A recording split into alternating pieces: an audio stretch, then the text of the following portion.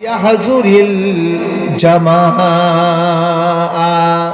আল্লাহ নবী ফরমান দেন, ও আমার সাহাবায়ে কেরাম শোনো, যেই সমস্ত মানুষ আযান শুননি, মসজিদে মাঝে আযান দিয়ে দেয়, আযান শুননি, ওয়ালাম ইয়াহজুরিল জামাআ, আযান শোনানোর পরেও যে মানুষ নামাজ পড়ি বললায়, জামাতের সাথে নামাজ আদায় করি বললায়, মসজিদত নওয়াইয়ে আযান শোনানোর পরেও সাত বরত বইরে বাজে আড্ডা মারছে, গল্প গুজব গুজছে, মসজিদত নওয়াইয়ে জামাতত শরীক নয়, আয় রাসূলে ঘোষণা করে দে এই জাতীয় মানুষ হলো তার উম্মতের ইহুদি।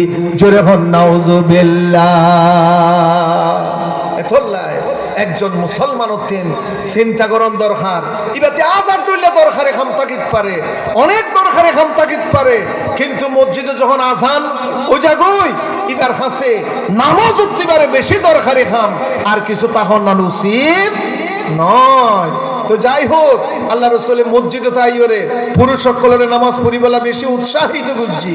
এক রাকাতে 27 রাকাতর সওয়াব পাইবে বলি হই, যারা নামাজ পড়তেন ওই তার গরবারি জালি ফুরি সার হার করে দিবলা হই।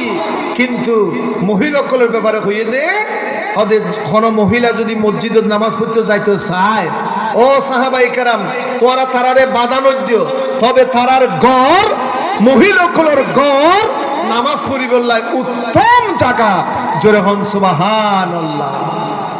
সবচাইতে মহিলা সকলের উত্তম জায়গা হন না নামাজ পড়িবল্লায় গড়। গড় গড়ের ভিতরে আবার বেশ কম আছে, মুহাদ্দিসিনে কেরাম কলে হদ গড়ের ভিতরে এর বিশেষ কিছু কামরা আছে। এখান গড়ের ভিতরে বিশেষ কিছু কামরা আছে, যেই কামরার ভিতরে 11 পুরুষ পয়েন্টরও আনাগুনা নাই যে এনে খুদিন কামরা আছে, আছে কি নাই? একান্ত মহিলা কল্লা খাস এনরিলা খাস কামরাত মহিলা কলর নামাজ পড়ানোদের সবচাইতে বেটার, সবচাইতে উত্তম ওদের খাস কামরাত নামাজ পড়ি বলে কেলা হইল।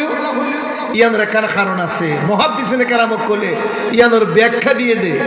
আরা যারা পুরুষ আরা মাসে 30 দিন নামাজ পড়িতে পারি কিনা পারি? কোনো বাধা আছে? যদি কোনো কি অসুস্থ হয়ে যাগই হতে তিয়াই ভরি নেবাইলে বই পড়ো।